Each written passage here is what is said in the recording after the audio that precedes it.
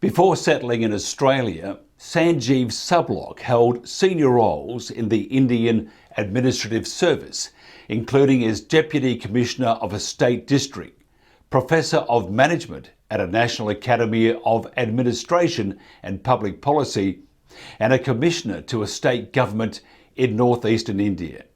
Sanjeev was a National Science Talent Scholar and holds a Bachelor of Science, 2 Masters in Economics, a postgraduate diploma in business and a doctorate in economics from the University of Southern California. Since March 2001, Sanjeev held roles in the Victorian Government and more recently as an economist in the Department of Treasury and Finance. Sanjeev resigned from his Treasury role on the 10th of September, and that was to protest the outrageous violations of liberty and good policy by the Daniel Andrews government. Sanjeev, nice to catch up with you once again. Thank you, Mike, for having me back. It was a pleasure meeting you the first time. And a lot's happened. There's been little criticism of our governments, either state or federal, during the pandemic. Should there have been more debate about policy decisions?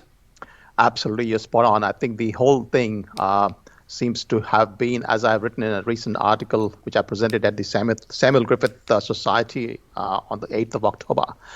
We have a significant collapse of all the institutions in Australia. And that includes the media, but not just the media, but the public service, the courts themselves possibly. And the governments as a whole have, failed. And that's why I call my book that I've just put out, and it's available now on Kindle, The Great Hysteria and the Broken State. So we've had a broken state. The institutions have failed. People aren't asking questions. The media is not asking questions. I've actually pinged the media, and in fact, there are good people in the media who have asked a number of questions, but it's as a whole, the media has not bothered to actually dig into the actual laws and the pandemic plans and the documents that were available publicly. And they never bothered to check whether these measures were either scientifically approved, legally approved, ethically approved, or in any way published, the arguments published, which is a requirement under the laws, that none of this should be kept secret, the justifications for all these measures. So we've had a very significant collapse. And what I've told the Samuel Griffith Society is that, look, even the Constitution, where Bill of Rights protects the citizens, like in the USA, we've seen failures there. Finally, the courts have woken up and said this whole thing is unconstitutional. But we've got a Magna Carta and common law-based society here in Australia. And we only depend upon institutions. And that includes, obviously, the media as one of the key institutions. If media isn't leading debate and experts then don't speak up, what can be done? Well, this is where I think the media's picked sides. Media's taken sides from the very beginning. There are experts, and I think people like Sunitra Gupta, people like Anders Tegnell, who is one of the most experienced infectious disease specialists in the entire world, Johan Giseke, Martin Kulldorff, John Ioannidis, and the list is pretty much endless of these extraordinarily competent experts who have been raising alarm about this for the last 6 months. I haven't seen the media pick it up. We've unfortunately been forced to look around elsewhere on various blogs and other places for the experts' opinions. So the experts have spoken out. The issue has been the media's picked sides, and they've actually decided that we'll only use the experts that the government approves. And that's been the big issue here for the media. Professor Martin Kulldorff of Harvard Medical School talked of the costs of suppressing the virus, the need for evidence-based approaches to public health. Tell me this, is anyone in any level of government in Australia acknowledging this? I'm sure there are a lot of people within the government, and I speak from personal knowledge that a lot of economists within my team were extraordinarily concerned about these policies. Now, the problem is that we are mid-level economists. I was VPS 6, which is a senior level, but not the executive. And the executives ultimately drive the advice to the ministers. So I believe the answer is yes, there's a lot of concern. In fact, I spoke to somebody from the department yesterday on a different matter, not the economist, and the person was also very deeply concerned about this whole thing.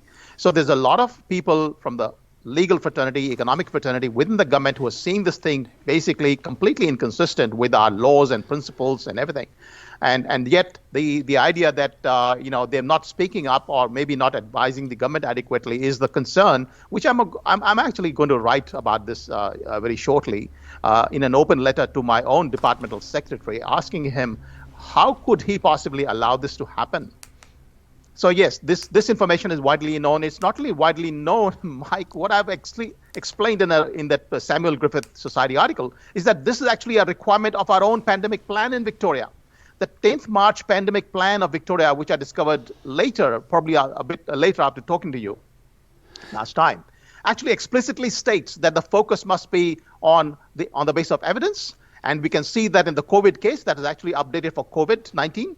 In the case of COVID, the plan actually says we will focus on the high risk age groups, which is basically the elderly. And it actually has it all explicitly worked out. It doesn't talk about lockdowns, universal lockdowns. It doesn't talk about curfews. It doesn't talk about waiting indefinitely for a vaccine, and so on. So basically, our plans were disbanded and discarded.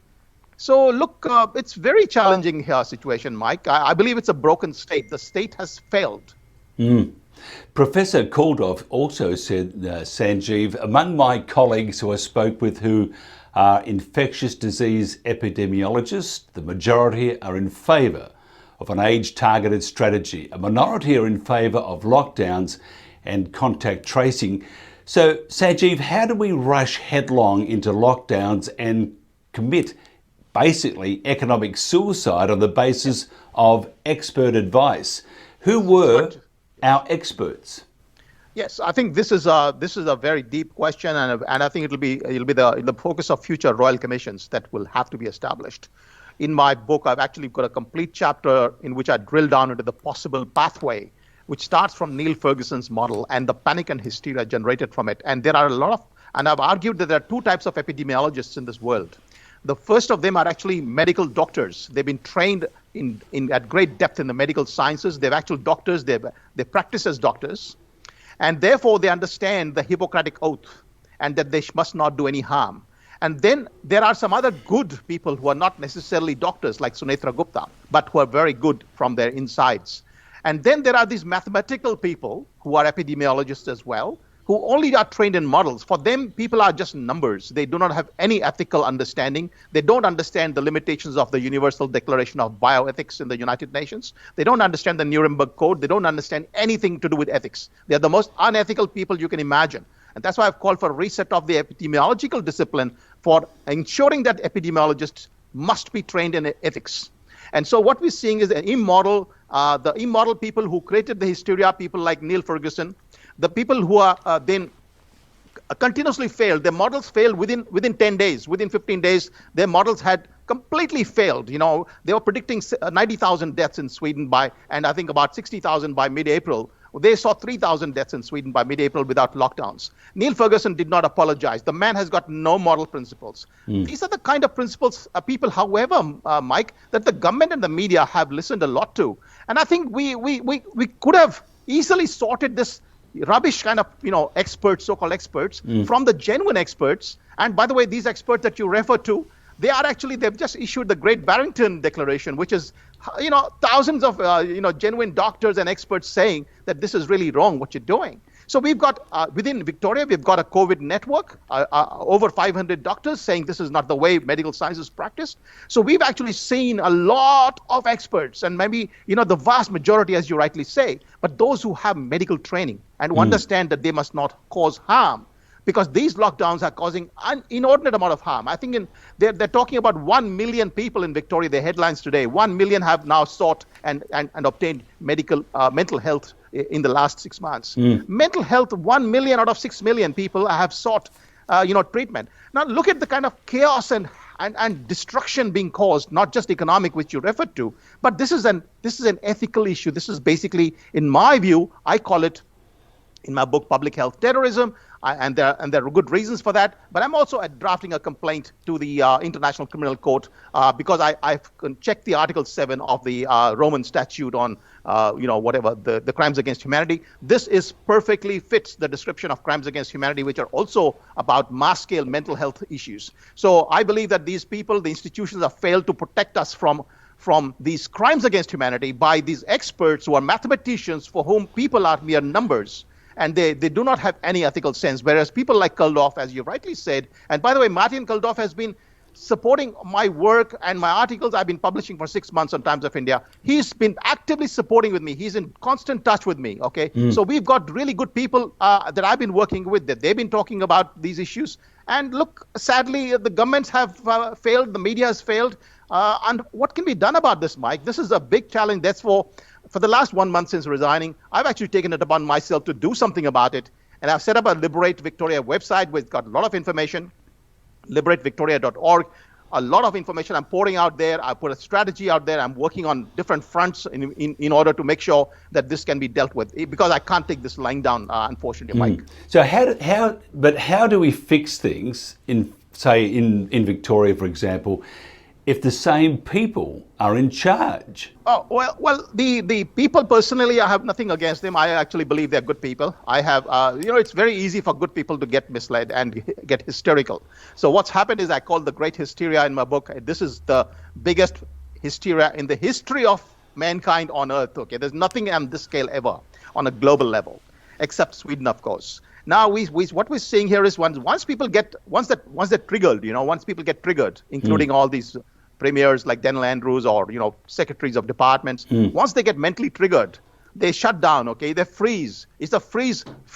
The fear response leads to fleeing the situation, shutting down the mind, and not thinking anymore. It's our natural response, evolutionary response. They're all suffering very hyper activated limbic system. They're behaving like little frightened, rats or whatever you can call it. Children. Animals. They're behaving like like children who have been frightened. They're not behaving like men or like women. They're not behaving like adults who can actually apply their frontal lobe and start thinking rationally, which is what I argue in my book. The first thing, that when the government was required to think critically, it actually just blanked out. Look, tell us, if somebody wants to find out more about your book, how do we do that? And where do we go to find out more? It's on Kindle right now. It was a print edition was available last week. Now it's on Kindle, and so I drafted this book very rapidly in just 10 days. It's a short, crisp, but very comprehensive book that covers the moral issues, the economic issues, the scientific issues, the legal issues. So as a complete package. But then on top of that, you should read my Samuel Griffith article, which is, as I said, linked on my website as well, the liberateVictoria.org, where I believe I've added some more information based on further research, which is not in the book. So this is a constant exercise of learning, Mike. I'm getting so much information, a flood of information from people who are providing me lots of useful leads, which I'm consolidating inside this brain and trying to shove it out there as a consolidated package. So I'm working on 3 different things at the moment. I've got a complete Liberate Victoria strategy that's on the website, and I'm working on different parts of the strategy, Mike, to make sure that we don't take this lying down, because if we do that, this is not going away. And we need to, first of all, de-escalate the hysteria. So I'm writing a 2-page pamphlet, which I hope can be widely circulated in the community, so that people start stop thinking of this, because as I said, 13 people out of 100,000 so far have died in the entire world. 1 out of 7,594.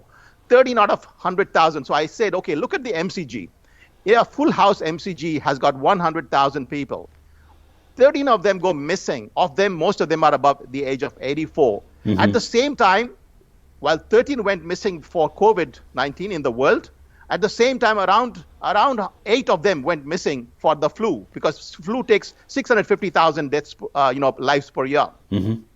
So when we are looking at this whole thing, we're starting to see people getting hysterical about something that's such a small exercise in the big scheme of things. In Sweden, about less than 6,000 people have died, and then annually they have 90,000 people dying on a normal basis. In fact, the data can't show us the difference this year's deaths versus the last 5 years' deaths. There is no statistical difference. This has been one of the most minor, relatively minor pandemics. It is definitely not in the range of Spanish flu. It might have a little bit of a minor ripple, like a second wave of some sort, a minor one, but it doesn't seem to be going anywhere close to Spanish flu. So first of all, I think we need to make the people unhysterical, stop them from being crazy kind of thing, getting frightened. And that's one of the first jobs I'm trying to do. Once that's done, then they need to start getting back to their original risk-based approaches, which is, by the way, embedded. It's part of the DNA of Victorian administration and governance. And also, by the way, across Australia. We have forgotten that all of a sudden. It seems to have gone overboard. We just went hysterical. That's the only word that applies in this case, unfortunately. Sanjeev, we need more noise from people like yourself. Brilliant chatting. Sanjeev, thank you very much. Pleasure, Mike. Thank you very much.